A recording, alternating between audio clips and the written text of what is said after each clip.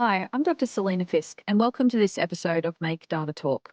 In this podcast, I help you turn your spreadsheets into stories in a way that is practical, accessible, and hopefully a whole lot more useful than your grade 9 maths textbook. Last week, I was running a session on collecting and using data, and I was hearing back from people about how they had made great data informed decisions and they were reflecting on the impact that they'd had. And one of the reflections that a participant made was that having really good data actually saves her a whole lot of time. Uh, and she said, I don't think we talk about that enough. And so then I thought, okay, awesome. Let's do that as a podcast episode because the reality is that having good data absolutely saves us time. Yes, it's time consuming to set up some of these processes and make some of these decisions in the first place. But at the end of the day, this actually makes our job easier in the long run. So in this conversation today, I just wanted to share four kind of key ways that I see data actually making our jobs easier and making some of the decision-making faster and more efficient as we progress. As I said, I know how time-consuming it can be to set up really good processes to begin with. A lot of the work that I do with teams and with organizations around their data strategy is that, we don't necessarily have a really definitive plan about what we collect, what we value, why we value it, how we report it, how we bring it all together, how we show it in the same dashboard. Like that, these are some big questions that take a lot of time. And some of the research that Tom Davenport has done in the US says that, getting an organization to a point where they're using business intelligence well can take kind of 2 to 3 years. He suggests about 18 months if it's a really concerted effort from huge numbers of people or a large proportion of the organization. But generally 2 to 3 years is what I see when I work with teams as well.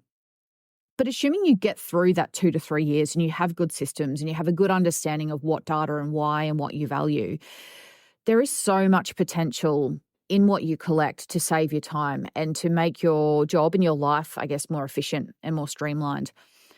The first thing for me that it does is that it gives us a much quicker ability to, I guess, get oversight of our current performance or what's going on in the business or the team or the organization straight away.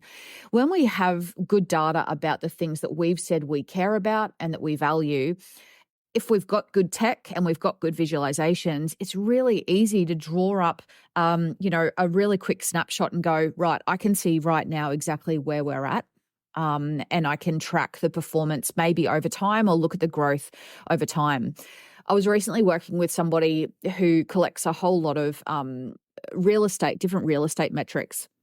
And the problem in the real estate metrics is that they exist in a stack of different spreadsheets and different documentation and different platforms. And so what we did was we put a lot of them together into a Google Sheet and we built a Google Looker dashboard to portray, I guess, or to show those really key metrics in both sales and rentals. And having that process in place and having already done the work around what data actually matters, you jump onto that dashboard now and it's really easy to see month to month where that business is at or what's, I guess, going on over time or what metrics are improving or declining. And prior to having those really good systems, that wouldn't have been easy to see. They would have had to kind of trawl through different pages. The data they were collecting wasn't particularly accurate in the first place. But, by having it all in the one spot, it's actually really helpful and a lot faster. The second thing that I think data does for us is that it then allows us to more easily and more quickly see the gaps, and the gaps that we identify are then more likely to be quite accurate because we have good data on them. And then that means that we can respond, we can intervene, and we can more quickly and accurately react to that data that we're seeing. Again, if we don't have clear data, if there isn't enough clarity around what's going on, these gaps and these opportunities for us to intervene and to act are going to be harder to see. They might potentially it might take more time for us to investigate them, to research it. But again, having made good decisions about the types of data and having good visualizations allows us to immediately go, okay, we know that this is a thing. We know that it's a focus. We can see that there's a downward trend over time. We need to act now. I worked with an organization who didn't have good data like this. They were kind of collecting it in different ways. And to be honest, a lot of it was on PDF reports that they were being given from another organization. They weren't centralizing them. They weren't sharing them. And what I got to see once it kind of came to light and once I started talking to them about it was that there had been a very clear decline in some of their KPIs over 8 years. And they didn't know because they couldn't see it. And these were well-intentioned people wanting to do good work, wanting to have a positive impact, but they actually couldn't see that there was a very clear problem emerging. They had a bit of a hunch, and that's why we started looking at the data. But it took 8 years for them to identify that. And so when we've got good data, we can see it earlier. We can see those problems much earlier down the track and much sooner. So we're not having to wait a long time and then relying on a hunch to then do the digging to find the actual gap. It also means that we can potentially then really personalize our response. So whether that's for our clients, for our teams, for our leaders, whoever it is that is going to benefit from this change or the adaptation or the tweak that we're going to make, it can be really personalized for them. The third one then is that what data allows us to do is that we can start to anticipate some of the future needs of the business or the team. So one of the great things about having good data is that it allows us to start to extrapolate and to, I guess, anticipate what might be happening in the future.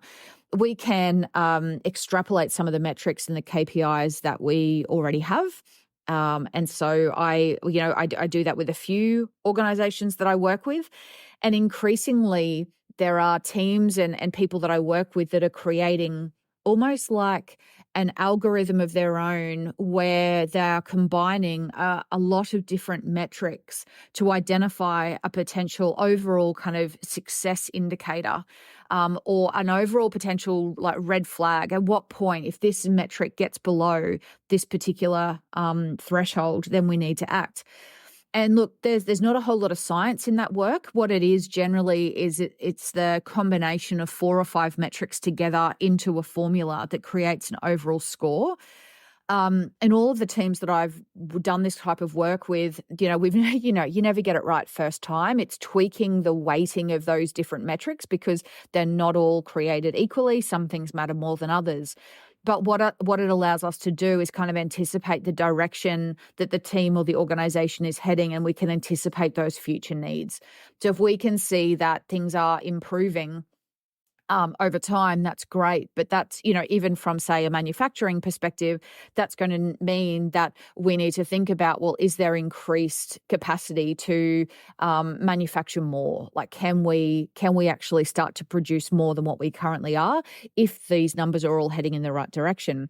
Equally, if the numbers are not heading in the right direction and the numbers were dropping, it's then, well, how do we address declining sales and declining manufacturing? Is it that, we need to sell off some of our warehousing, some of our manufacturing space? Is it that we need to market more? Like, there are so many different decisions that we can then make about what the future needs of the company or organization are going to be based on these metrics.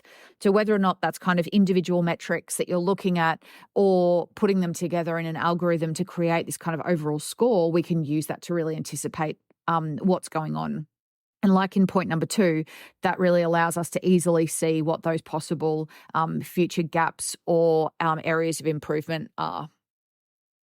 The final piece then, what it does for us is having good data allows us then as leaders and as employees is that when we have really sound data, we can then communicate more clearly and consistently with our people. So if we're wanting to lead change, if we're wanting to motivate people to kind of pay attention to the data, if we're trying to inspire them to act, we need really solid data to base those conversations on. Obviously, I am a data storyteller and I work in the space of data storytelling every day. So it's not just about the metrics, but it also can't just be about the stories either. And that's the beautiful merger of data storytelling. And the way I see it is that we get to kind of bring these human stories in with the numbers and the metrics. And the numbers and the metrics are the hard facts that will, speak to our rational brain. The stories are the things that will ideally motivate our people or our clients or whoever it might be to act. And we want to be able to bring those two things together. And we can't just rely on a hunch or anecdotes or stories. We can't just rely on the numbers, because we know that alone won't motivate people. But by having really good, solid data, we're able to tell a really kind of clear and compelling and consistent story to the people that we're trying to lead and we're trying to actually motivate to act. I did some work. I was really lucky in 2023 to go and visit Brown University, and I got to speak at a conference where we were looking at how to tell effective data stories about social justice issues.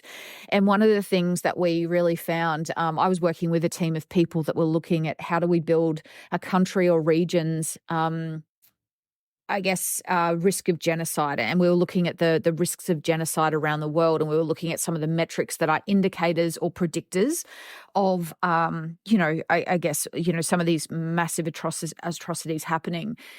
And what we identified in part of that was just the huge gaps in the data that we have. So there was some of the metrics we were looking at around Rwanda in the 1990s. For example, we have very clear economic data post the genocide in Rwanda in the 90s, but we don't have the same, quality of data pre-genocide. So being able to talk to an economic impact in a country before and after genocide becomes really hard when we actually don't have the data to talk to. And so what that meant for us in that example was that our communication around the economic impact wasn't as clear as it could have been, because we didn't have a before and after. We couldn't talk about a longitudinal or a long-term kind of influence or impact. It was all post-genocide, which meant that while there was a very clear story in it, we couldn't do the comparison. So that's kind of the fourth point for this episode today, is that it really allows us to communicate clearly and consistently to our audience, because we will have great data. And obviously the good thing as well is that we won't have had to do a whole lot of work and research and background, kind of put in a whole lot of background effort and time to collect that information, because it will already be there. So that brings us to the end of this episode for this week. Those 4 ways that we can save time by having data is that it gives us a quicker oversight of where we're currently at. It means that we can more easily and quickly see the gaps so that we know what to do or where we need to act. It allows us to anticipate future needs, so we don't have to wait it out and wait for things to go wrong before we can kind of anticipate them and act then. And it can help us present more clearly and consistently in our communication to people that we're trying to share the data with. So I love that prompt from the participant in that workshop last week. There's lots of really good reasons why we collect data, but how it saves us time on the other end is something that I agree with her, we absolutely don't talk about enough. So I hope this episode this week has given you a chance to think about that and apply this to some of your own context and think how is what you're doing right now saving you time down the track. As always, stay safe and look after yourself.